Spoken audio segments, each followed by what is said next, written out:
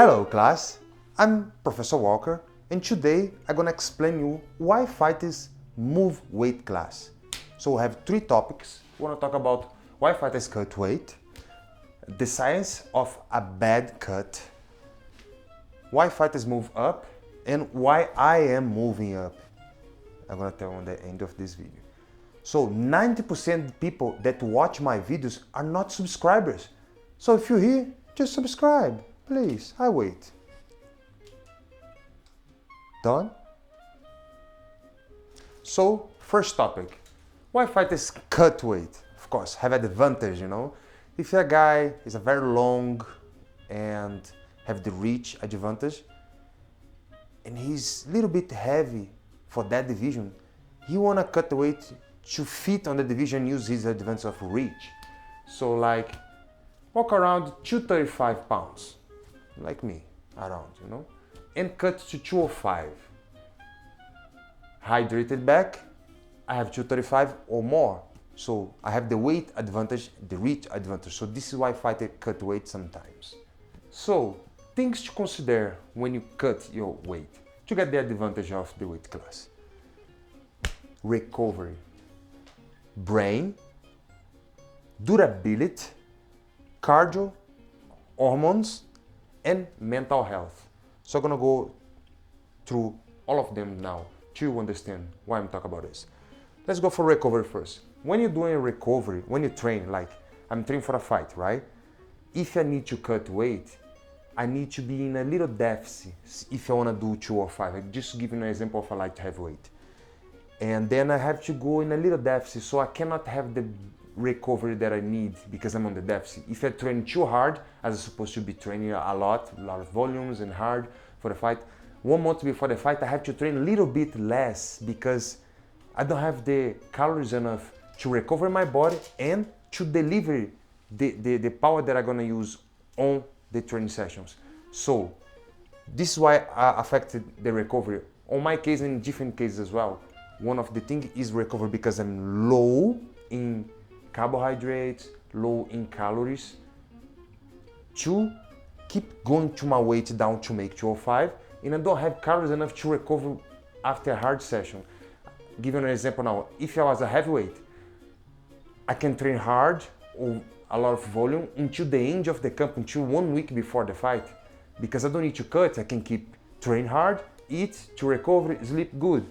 If I need to cut, I cannot train as hard because I'm on my deficit. I cannot do my best delivery on the training because I'm in the deficit of calorie. I don't have the energy because I'm already cut 1 month before the fight. This is why recovery affect when you're gonna cut weight. Next one, brain. So when you cut weight, your brain is 70 something or more percent of water, right? So when you dehydrate your body on the fight week, so first you do the all body composition, you change your body composition to get more lean, more muscle mass, less fat, so you can hydrate your body, so you can dehydrate to make the weight. You just don't lose all the weight. You kind of prepare your body to a big dehydration, right? And when you dehydrate, of course affect your recovery, as I said, but affect your brain too, because as much water you have in your brain, you're gonna use that to dehydrate too, because the water came out of your muscles and came out of your brain when you do sauna, when you sweat a lot, your brain dehydrates as well. So imagine a school, right? A head school, and your brain inside, full, touching the edge of your school. If you dehydrate your brain is water. So if water comes out of your brain, you shrink your brain a little bit. So if you get punched, your brain is gonna touch the edge of the school on the side, and then your brain have a mechanism of defense that's gonna shut down, so maybe you get knocked out easily because your brain is gonna touch the skull and you're gonna just protect you. This mechanism of protection is gonna knock you out to protect you so you don't have big damage.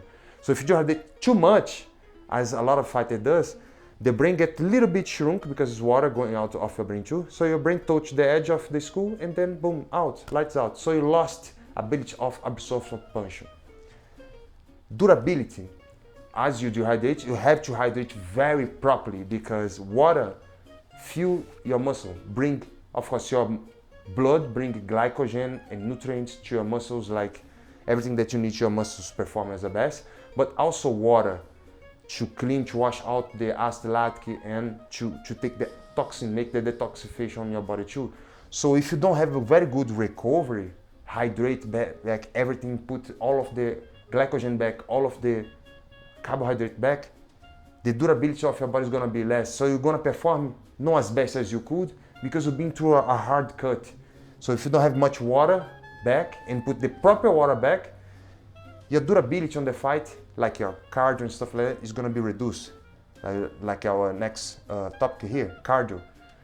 You need a lot of cardio to wash to send the nutrients, to reduce the stress, to the water also on the cardio, to clean the acid lactic, to wash off your toxins that you produce along the fight.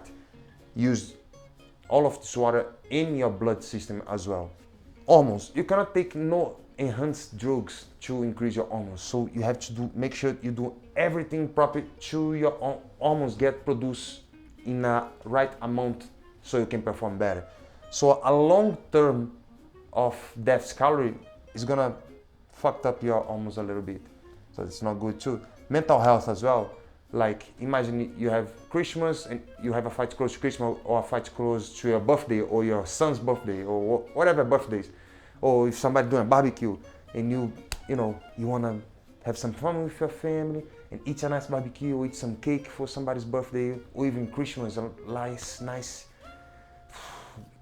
nice food and nice dish that your family produce for you, and you on diet and have a fight booked and you cannot have that. So some people get affected on the mental health because you have to, take away, let people have fun and enjoy themselves, and you not because you're on diet and have fight booked. So next topic, the signs of a bad cut. What's gonna happen when you have a bad cut? Weight cut is basically dehydration. You prepare your body so on the weight cut time arrive, your body is ready to make a dehydration. As I said, you change your body composition and everything, right? So when your body needs water for, and why? Your muscles, your brain, reaction time. You need to be hydrated to have a good reaction time so your brain can perform better. Your shin, sometimes you can take a punch, sometimes not. Because if you dehydrate, as I explained, boom, you cannot take as much punch as you could if your brain is full hydrated, right? When dehydration gets too aggressive, performance drops. So you just get weak. So dehydration is actually, you think you get an advantage because you're gonna be big and heavy, but sometimes can reduce your performance too. So one of the cases is here below. So reduce punch resistance.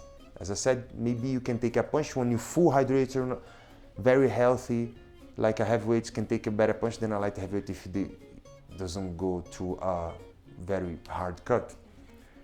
Slower reaction time. Sorry. So this is my student here. Hey, you have to do some assignments, extra assignments because of that, okay? So, slower reaction time. If your brain dehydrated, and you think a little bit slow, like you perform drops, your performance drops. Weak recovery between rounds. You have to take a little bit drink, right? Between the rounds to cool down your body and to keep hydrated along the fight. But if you don't make a better hydration along your cut, your performance to recovery between the rounds is gonna drop as well. So lower endurance. Think about a big marathon guy, right? He's going, the guy's skinny, but he do just one movement and go along the way, but he can drink water, right? Seems when you fight, you push your body through every round, but if you still dehydration, your muscles cannot work well, your brain don't work well, so you lower your endurance. And sometimes if you don't recover proper from a big dehydration, you cannot do 5 rounds because your performance just drops. It's everything bad if you have a bad dehydration and a bad recovery as well. So poor sleep. Sleep is very important because you produce all your hormones that you need. You recover your body as well. Sleep is the secret of performance too. So especially on fight week, Thursday, when you do the weight cut, usually Thursday night or Friday morning. Thursday night, imagine you sleep hungry without have food for a long time and also dehydrated. So have you tried sleep with your mouth dry, no liquid and fluid in your stomach? That's so bad. So you have a sleep deprivation here because you cannot sleep. Very hard to sleep on Thursday night. Lower immunity. So this is why I got sick at my last fight, because I was dehydrating, not have the calories enough to recover my body.